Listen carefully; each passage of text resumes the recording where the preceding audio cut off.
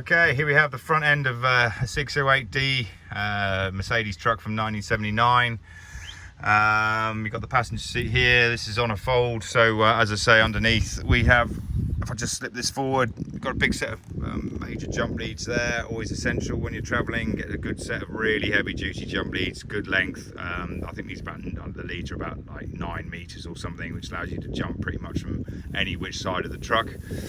And under here we got 3 lead acid 110 amp hour batteries. That's what obviously drives the back of the truck from the solar panels. Coming up into the business end of things, glove box, stickers. We didn't do stickers. Lots of travellers seem to do stickers, so if you're going to go on a big trip, seems to be the way forward. Never really looked that up, that you get yourself a sticker so you can slap them on everywhere. We see them in customs offices, on desks, all sorts of places. Seems to be something that people like to see, so worth getting yourself a little design sorted out. These are some of the designs we've picked up so far from the people we've met on the road. Coming through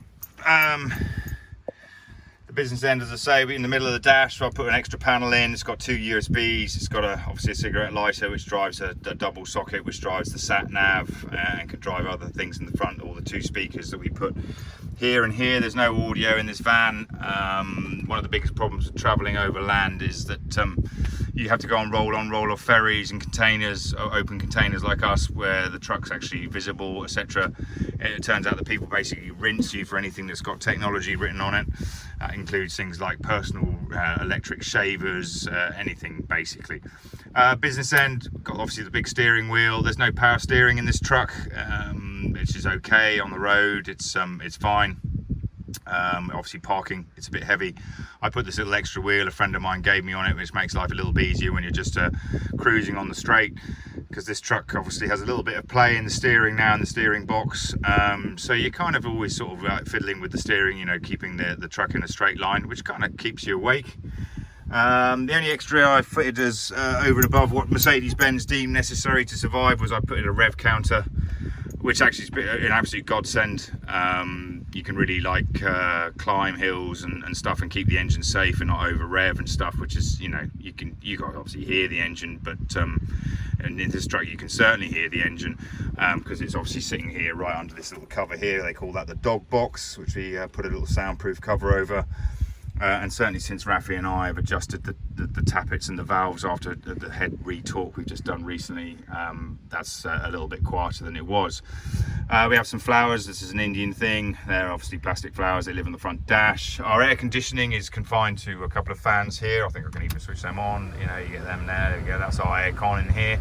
And in Turkey at 45 degrees, that was actually with the vents. There's 2 vents that actually live underneath the steering wheel, and on the other side you can open, which are direct to the front of the truck, so you end up with this sort of airflow through the truck while you're driving, which is pretty damn handy when it's 45 degrees. So that's a pretty simple system. You know, your gearbox is your straight, it's a 5-shift gearbox, as I said before in another video. It's not 5-speed, it's 5-shift, 3 crawler gears, 2 overdrive, and there's your handbrake, which is kind of like some umbrella handle you pull up and down. And that's really the sort of front of the truck. We started decorating it with flags, and we have the prayer flags from a friend of ours as good luck, and we have a sort of like luggage net here, which is kind of where we have sort of hard copy maps and stuff, mostly of Europe and a few other countries, up in a sort of net above the cab. There was one plan here to maybe find some sort of stretcher bed and hang it off the chains off the ceiling here, so we could create a sort of a different sleeping area for guests to come. But that's kind of obviously changed as time's gone on, because now it's just me and Raf in the truck. We have a spare bed. So climbing out, just going to slip down out of the driver's door this time. And we've got obviously magnetic cup holders in the front, because this van never came when the world invented cup holders. And just to give you a quick look at the back here, there's our solar shower. I took the shower tray out of the internal shower, and we have this shower tray running up to our solar pipe, which I repaired when I got here. And that actually, to be fair, yesterday we had a shower water that was actually almost too hot to shower in. So this system does work. The only thing that's a little bit sketchy is the fact it's part of the pressurized system of the van, which is 30 psi, and that's probably pretty much at the end of its sort of technical limitations as what is a soil pipe from your toilet in England, etc. But it certainly seems to work, and allows us to have showers and stuff at the towards the end of the day. after being on the beach, washing all the sand and salt off and everything else, and washing your hair before you go out or go to a restaurant, which is obviously pretty cool. Okay, going to take you back round. Let's go to the inside. Whose house is this, as they would say on Look Through the Keyhole, or what that program was. Obviously, because we've been ensconced here for a little while, as you can see, we've got our awning out, which is very nice to have the shade and things, as I say, when the sun's around. And we have some camping chairs, and we obviously carry this cajon jump, which acts as a table, a seat, a drum, and everything else. A skimboard we had on the roof, which has been amazing here in Agonda for raft to hang out and play on in the sea. As you'll see, there's some water bottles here. That's a 10 and 2 5s. Today I just chucked two sets of those into our water tank, which hides here, where behind that Dunlop sticker. That's 125 litres of fresh water, which we have, which is pretty good if we're not really using the shower for about a week off grid. Obviously, I've met friends who've got washing machines and 400 litres of water. That's 400 kilos. We're just carrying 125 litres, plus about 25 in the solar shower. So about 150 litres of water we have in the system at any one time. Obviously, this is a little bit of artwork done by the Pakistan artist at the truck stop where we had our truck repaired all those weeks ago. As I say, now we're in India. First thing you see as we come in, we have a pantry. This is for all your pastas, your sauces, your olive oil, soy sauce, all that sort of stuff, and things that you might want to need to cook in. And just up here we have a little veg rack hanging off the bar here that holds the curtain across the door. Access here in the van is via this rope and a footstep, which is actually from a Land Rover, about 13 quid on. So there's no real steps and stuff like that. I'm sort of fit and able kind of guy. And then we come into the interior of our van. Welcome to the inside of Ludo, and this is our home. This is where we live. We've been on the road now 16 months or something like that, and it's a pretty lovely space to be in, to be fair. Don't get me wrong, it's like a small flat. I think it's 5.5 meters long, and 2 meters wide, so you're talking about 11 meters square, flat on wheels, like a small studio flat. We'll start with the business end of things. As you're coming through the door, we've obviously got the electrical panels here. And also we have a key rack for all the various keys. There's a hell of a lot of keys, spare keys for the van. We always keep the keys there, we always know where they are. Keys for the lock boxes on the roof, keys for all the bicycle locks on the back of the van. As I say, and then the business end of the electrics, where we have the Ring automotive box, not very expensive, just over a couple hundred quid. That deals with all the solar panels, down feeds the battery. I rewired that in Turkey, put new solar panels on the roof and a new fridge in the van. And that's worked out to be pretty cool. A compressor fridge is what you want. Don't go for a three-way. They use too much power. They suck your batteries dry. They use too much gas, and you're never always on hookup on the road. We're now basically completely off-grid. We haven't plugged in since Georgia. We are just leaving the sun to charge the batteries every day, and all our equipment in terms of Bluetooth speakers and iPads and phones and stuff like that. And we've so far had no problems at all. So it's a very unique system. All the lights in the van here are individually switched. We have the fog lights, which is funny enough for the toilet. We have the rock lights, which are for the area under just to my left here under this bulkhead. And then we have a set of overhead lights, which are the two lights in the middle. The rear is separately switched from the one that's kind of always on. And supplies Rafi in the back of the van with power. There's a separate fuse box for the back of the separate switch box for the back of the van, which allows me to switch every single circuit off one by one. So if there's any problem with a short or a wire that's worn through or some sort of issue, instead of blowing fuses all the time, I can literally just switch that circuit off. The box below obviously shows the current status of power in our batteries. We're running at 12.6, which is kind of fully charged. And if I go to this one here, I can see that we're pulling about 0.8 amps off the roof. 12.9 volts is the battery there, 2 amps going to the main batteries for the start, 33.5 volts coming off the roof itself at the moment. The panels themselves are 405 watt together, as the sun's going down, we're now actually starting to use a bit of battery power. It normally gets up to about 12.7, 12.8 on this one. That's obviously, of course, the fridge is running 24/7, so that's the thing. Radar, I call that, is for our router. We have an external aerial on the roof, and we have a proper 2-card router. We haven't really used that since Europe, being the founding is easier to use like a burner phone with the card in it, so you can take it out, take it in, take it out, etc. So I haven't really used that tech for a while. I have the water pump here, which drives the water pump for the water system in the van, which you can switch on and off. This is your fresh water gauge here. So if I can come in here, you can see right now we've just got half a tank of fresh water, which is all pretty cool. There's light here, roof lights, turns on some exterior lights, one at the back behind the van and one down the side here. They're LED lights we got from a fire engine at the Overland show. I think Aero 5 or something like that, which just allows us to light up the external air if we think there's a problem before opening the door. As you come in, you can see that we have obviously a full kitchen. And there we have the sink. We have a mixer tap on the sink, which obviously takes the water from the solar shower as well as cold water from the tank when the pump's running, so you can mix that if you wish to. And you'll see obviously we do have plug sockets here. I'm running the inverter at the moment. We have a 1500 watt inverter behind the driver's seat, sorry, which we're just using at the moment because it allows us to charge my iPhone on a really fast charger, etc., or Rafi's phone, etc., or an iPads. So you know, we're running the inverter pretty much permanently at the moment, but we're just using it to run the sockets in the van. We do have 240 volt hookup, as I say, but we haven't used that since Georgia.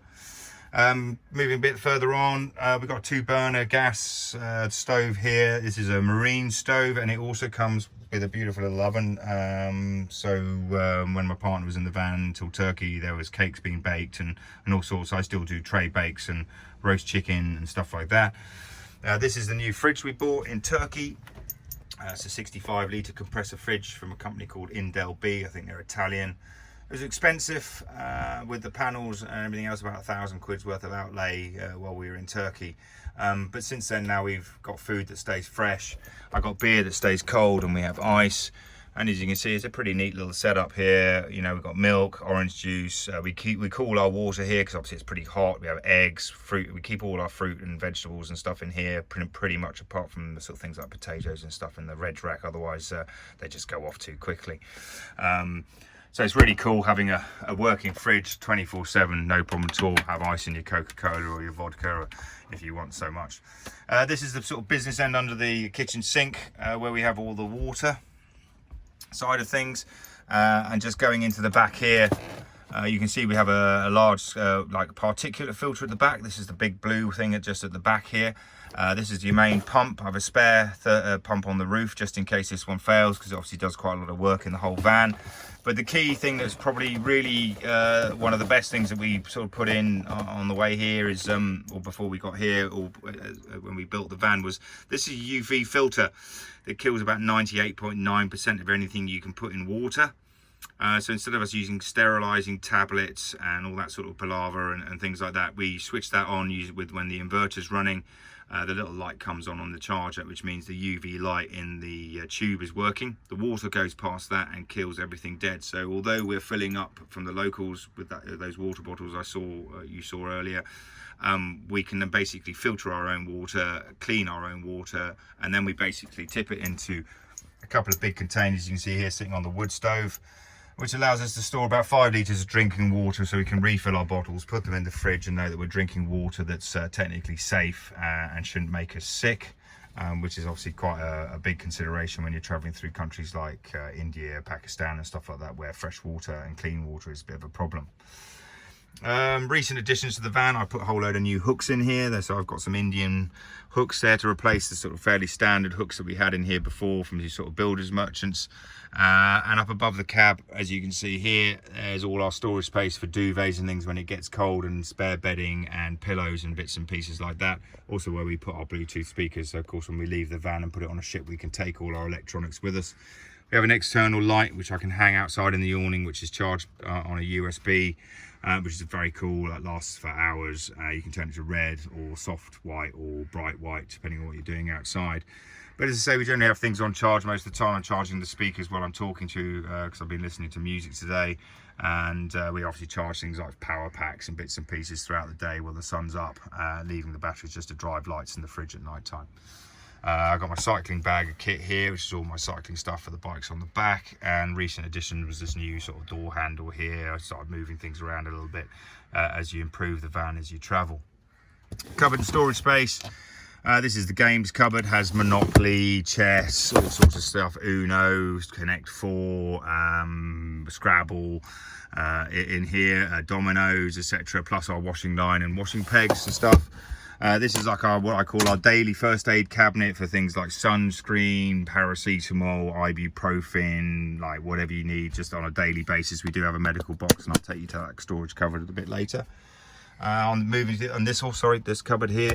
This cupboard here is just filled with sunglasses, books, bits and pieces, just another sort of storage cupboard, headphones and stuff that you know, you just generally have in your van. Basically, you probably use that a bit more wisely. This side, moving across, we have another little storage space here. This is where I keep all the external lighting, head torches, candles and stuff like that in. So everything has its place, so you know where everything is. Obviously above the kitchen area, you have all the cutlery, plastic cups, plastic glasses and things, and egg cups and stuff for us to actually eat for four or five people. Mixing bowls, sieves, salad bowls, all that kind of stuff lives in this cupboard. Moving into this cupboard, you've got things like coffee pots, coffee, the toasting rack you can stick on the stove, spare containers, tea, coffee, sugar, and cups all live in this one. It's sort of like your tea cupboard basically, so always storage space, very important. If I flip myself round now, and I go a bit lower, under here we've got two drawers, that's storage space for clothing, etc., and the one in the middle is the one I normally use for things like a drinks cabinet. We don't really have any drinks after Iran, but there is a mixer yeah, for making cocktails and things in there, and a card system for all the recipes. And then these two little neat cupboards under here we keep the tabletops. We can have two tables in the front of the van when the double bed's not out the back, on legs that are stored up above the front cab, so we can seat four or five people on the bunket seat here in the front of the vehicle when we're sort of obviously dining and playing games and stuff like that. And then the other side of that is, of course, this is also a flip over bed that turns into one of the most comfortable beds in the van as a double bed, so we can have two people sleeping at the front. And I've just had some guests, Thomas and a friend, Holly, staying here for a few days, which has been really nice. We just fold that out at night time, takes about 10 minutes, make a bed, people could sleep, and there's some extra accommodation for the things. There we have our washing up rack, obviously clipped to the wall at the moment. Washing up's all been done today by Raf. Always a success story. And okay, moving back in here, we obviously, as I said before, we have a wood stove. It's great for heating, and we can cook when it's cold. And on the back of the actual chimney, there's like a little stainless steel container there where you can fill with water, so while you're cooking and heating the van, if it's cold, you can actually heat up your water for washing up and stuff like that afterwards, or washing in the bathroom. Before I head all the way to the back of the van, of course, the bathroom or the washroom, little porthole here, so we can communicate or seal each other in. This is where we have the compost toilet. I had to clean that out last night at 2:30 in the morning because after 4 days, I'm afraid maggots do turn up. It's very hot here. We have a sink which has a mixer tap on it, and again it's attached to the solar shower. You can pull this out, put it out the window, have a shower outside if you want, or have a shower inside. There is a shower tray floor underneath the carpet here. Unfortunately, it's a bit broken at the moment. We've managed to crack that somehow, so it's not, we actually normally as I say, shower outside. And of course, because the loo's clean, I can show you that. It's a very neat system. Wee goes down one hole, Boo goes down the other. We've bagged that up when we're sort of stationary like this, unless there's some very obvious places for us to dig stuff in. We generally bag it and then work out whether we can tip it out into a hole and then just lose the bag, or have to unfortunately dump it in a bin. Got another little cabinet here in the bathroom to hold all this sort of stuff when we're traveling, which is obviously sitting on the countertop at the moment, but it's just another storage space. We picked this up in a brocante in France, this little cabinet, and it kind of matches the van in terms of colour and age and everything else. And then we have a little basket here for beach towels, wash kits and things hanging off hooks at the back. We have a shower curtain here if you want to use this room as a shower to stop any water going through the back, and a dressing gown and bits and pieces. We use a night light, which is just battery powered at night, so we don't have to run the internal bathroom lights if you want to use the loo. Obviously the room's very well ventilated. There's a vent here, and there's again by the loo there, that's all our solar blinds which can go in all the windows around the van. So if you're in an area of hot or cold, you can just increase the insulation by slipping these in behind the curtains, which just gives you that extra layer. And then there's another vent here on the roof which goes up to one of those sort of spinny things you see on animal vans and stuff, so when we're actually traveling, the actual room gets ventilated. Obviously we have an incense box. You know, it's a compost toilet, don't get me wrong, it's nothing like a new toilet in the world of flushing and everything else, but you can obviously burn some incense, and you know, the van never smells like you have a toilet in it, basically. Moving to the back, more storage space up here. This is where Raf keeps his stuff and books and everything else. On the other side, we have that here as well. We have obviously Raf's bed as the bunk at the top, and my bed at the moment is the double at the bottom. This obviously slides back into a single should you wish to, and it gives us a space to put another table at the back, which is obviously very handy. We have USB sockets down here. We have a fire extinguisher obviously just here, obviously near the stove, fire gloves, and the wood store is obviously in this box here. It's empty